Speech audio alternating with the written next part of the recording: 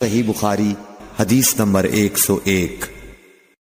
عورتوں نے رسول اللہ صلی اللہ علیہ وسلم سے کہا کہ آپ سے فائدہ اٹھانے میں مرد ہم سے آگے بڑھ گئے ہیں، اس لیے آپ اپنی طرف سے ہمارے وعظ کے لیے بھی کوئی دن خاص فرما دیں۔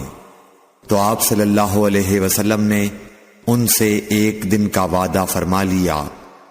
اس دن عورتوں سے آپ نے ملاقات کی اور انہیں واعظ فرمایا اور مناسب احکام سنائے۔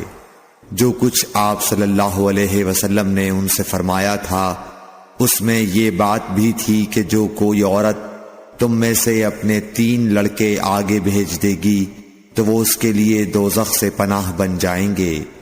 اس پر ایک عورت نے کہا اگر 2 بچے بھیج دے؟ آپ نے فرمایا ہاں، اور 2 کا بھی یہ حکم ہے۔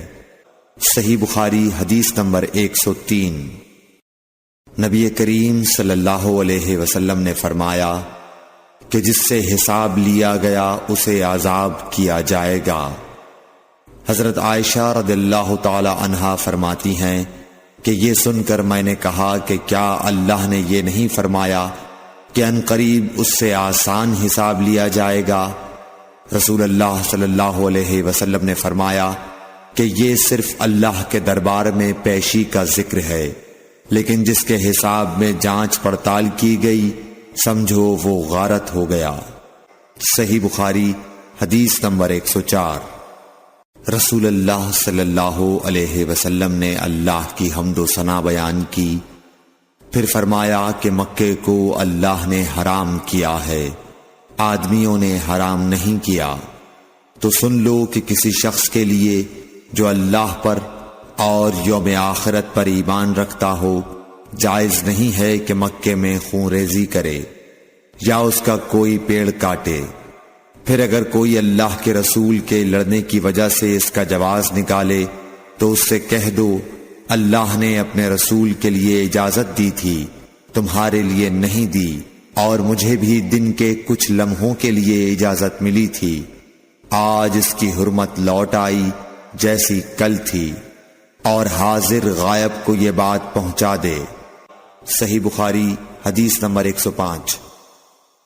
ایک مرتبہ ابو بکر رضی اللہ عنہ نے رسول اللہ صلی اللہ علیہ وسلم کا ذکر کیا کہ آپ صلی اللہ علیہ وسلم نے فرمایا تمہارے خون اور تمہارے مال، محمد کہتے ہیں کہ میرے خیال میں آپ نے آرادکم کا لفظ بھی فرمایا، یعنی اور تمہاری آبروئیں تم پر حرام ہیں، جس طرح تمہارے آج کے دن کی حرمت تمہارے اس مہینے میں۔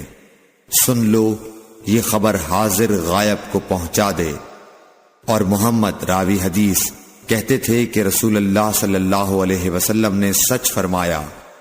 پھر دوبارہ فرمایا کہ کیا میں نے اللہ کا یہ حکم تمہیں نہیں پہنچا دیا؟ صحیح بخاری حدیث نمبر 106۔ رسول اللہ صلی اللہ علیہ وسلم نے فرمایا کہ مجھ پر جھوٹ مت بولو، کیونکہ جو مجھ پر جھوٹ باندھے وہ دوزخ میں داخل ہو۔ صحیح بخاری حدیث نمبر 107۔ رسول اللہ صلی اللہ علیہ وسلم نے فرمایا کہ جو شخص مجھ پر جھوٹ باندھے گا وہ اپنا ٹھکانہ جہنم بنا لے۔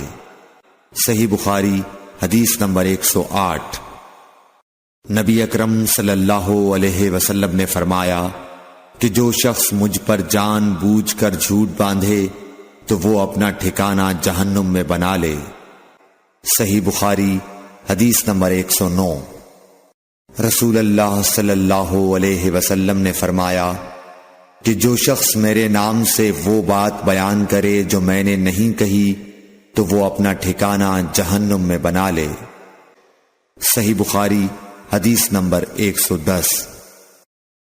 رسول اللہ صلی اللہ علیہ وسلم کا فرمان ہے کہ اپنی اولاد کا میرے نام کے اوپر نام رکھو مگر میری کنیت اختیار نہ کرو، اور جس شخص نے مجھے خواب میں دیکھا تو بلا شبہ اس نے مجھے دیکھا، کیونکہ شیطان میری صورت میں نہیں آ سکتا، اور جو شخص مجھ پر جان بوجھ کر جھوٹ بولے وہ دوزخ میں اپنا ٹھکانہ تلاش کرے۔